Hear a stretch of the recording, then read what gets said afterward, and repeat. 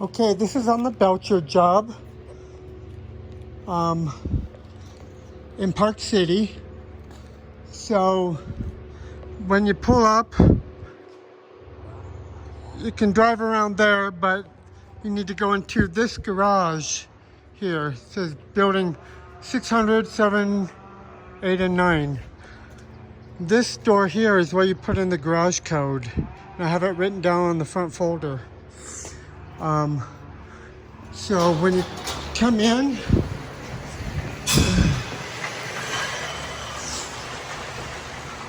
come all the way over here to this exit sign. And that door says 601.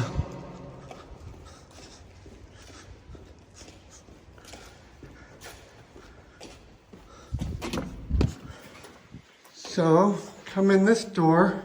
There's the actual 601. But we have this door, it says 601 mechanical in the hallway. So this is the unit we are doing. We're switching out just the coil and the AC as of right now. So existing furnace, we have a new coil and piece 1, canvas, and a 2. So I have a cut line right here. This is a zone system as well with that.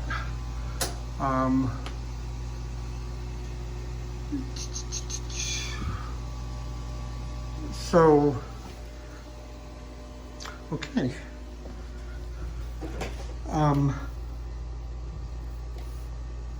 So the drain just to the floor. The flue, I'm giving you 4 2-inch PVC couplings, but I think you might be able to, once you tear this out, you might be able to put the coil in. The coil's 27.5, you have 25 here. If you put it in at an angle, it might go down. I'll leave that up to you.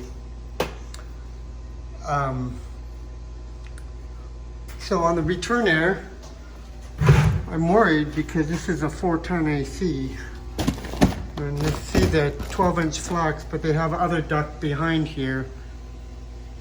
But I just don't know what it does, so.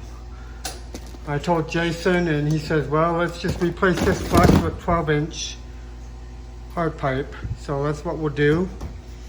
But when you take this out, notice what's back behind there, and notice, I first thought this was going into the blower, but it's not. It's actually just a round 90. But doesn't look like the best system to me. In a 4-ton zone without the proper zone panel to variable, I don't see how this unit's gonna work correctly, but all we're doing is the AC, so.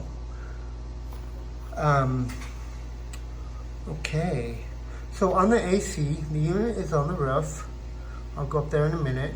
Flush the 7/8 line set. Replace Rubitex as needed. Ordering you just 12 feet, Rubitex.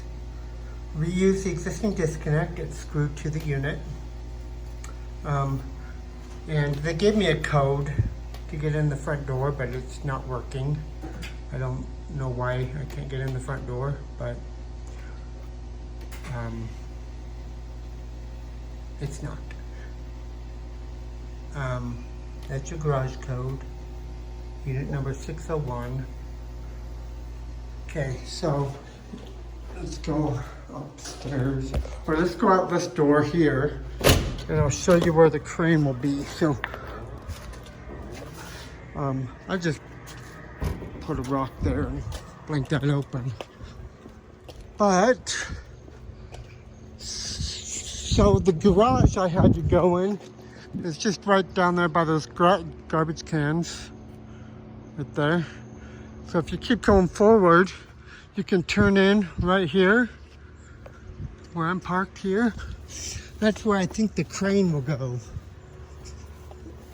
because on the front side, it's actually on the roof, but it's up on the front side and you have all these trees blocking it. So I believe the crane probably have to come up here where my truck is parked.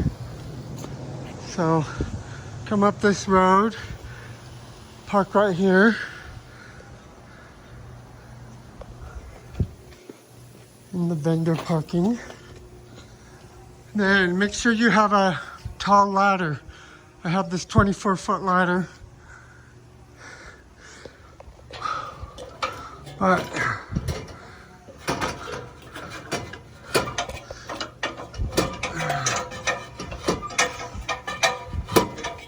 I got sent a satellite picture from Nikkei Construction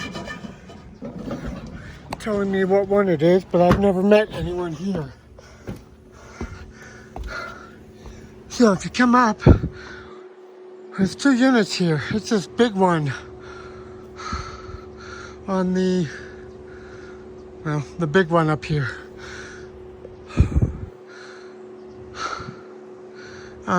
So I figure we'll disconnect this, reuse the 4x4s, but screw a new pad onto the 4x4s.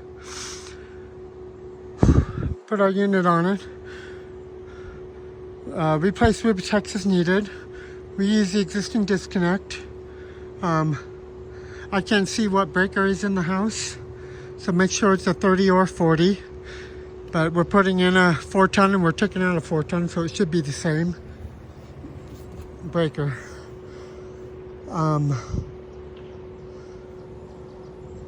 Okay, that's it. I will schedule the crane.